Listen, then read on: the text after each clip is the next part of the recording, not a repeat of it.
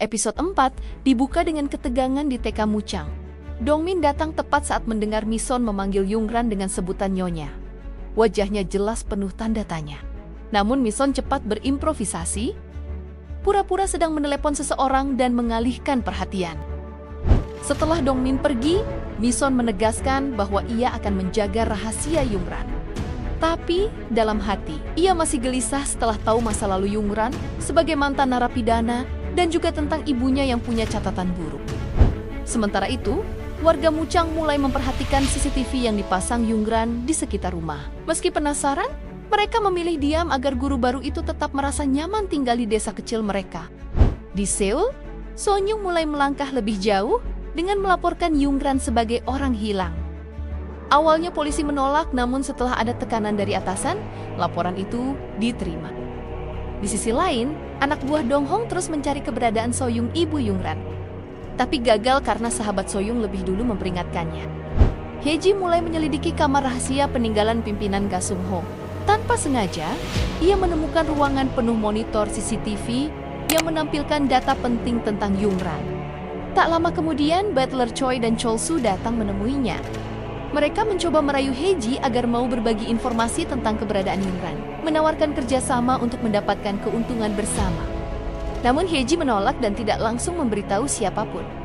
Ia tampak menimbang-nimbang langkah berikutnya. Apakah akan menggunakan informasi itu untuk mendekati Sonyung, atau justru untuk menghadapi Yungran sendiri nanti?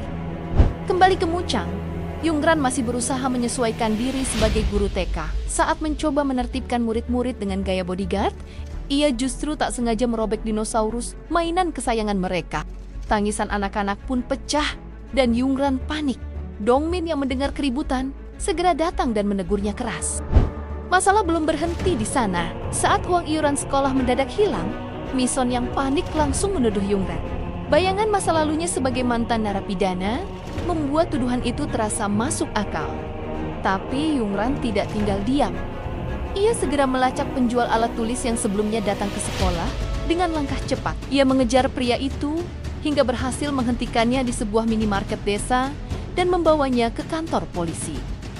Namun setelah diperiksa, semuanya ternyata hanya kesalahpahaman. Uang sekolah tidak pernah hilang. Demi menebus kesalahan itu, Yungran memutuskan membeli seluruh barang dagangan si penjual.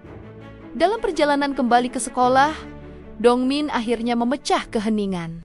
Ia berkata, tidak semua masalah bisa diselesaikan dengan uang. Tapi Yungran menjawab pelan, untuk orang miskin, uang lebih berarti daripada sekadar permintaan maaf. Kalimat sederhana itu membuat Dongmin terdiam. Sesampainya di sekolah, Yungran langsung menuju ruang kelas stroberi. Ia memperbaiki dinosaurus mainan yang kempes, tanda bahwa ia sungguh menyesal telah membuat anak-anak sedih. Malam harinya, Yungran makan malam bersama Dongmin dan putranya, Juwon. Hidangan sederhana tersaji di meja.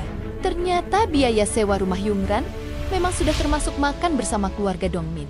Suasana awalnya hangat, hingga ponsel Dongmin berbunyi saat ia sedang menyiapkan lauk. Juwon tanpa sadar membacakan isi pesan yang masuk. Pesan dari warga desa yang membicarakan dan mencurigai Yungran. Keheningan langsung menyelimuti meja makan.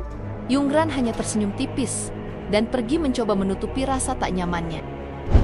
Yungran mencoba menunjukkan sisi positifnya. Ia mengundang para warga desa ke rumahnya untuk acara kecil agar bisa lebih akrab.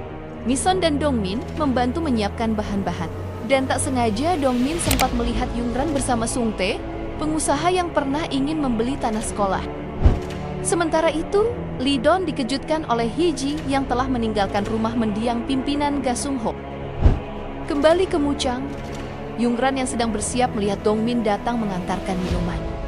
Ia hampir melihat laptop Yungran yang menampilkan layar CCTV rahasia. Panik, Yungran spontan menarik Dongmin sambil berusaha menutup layar laptopnya. Gerakannya yang terburu-buru membuat Dongmin salah paham. Ia sempat mengira Yungran ingin menciumnya. Momen canggung itu terpotong ketika pintu rumah terbuka. Sosok Heji muncul dengan senyum penuh rahasia, memperkenalkan diri sebagai teman Semi. Kehadirannya langsung mengubah suasana. Apakah ia datang untuk membantu Yungran, atau justru untuk menjatuhkannya?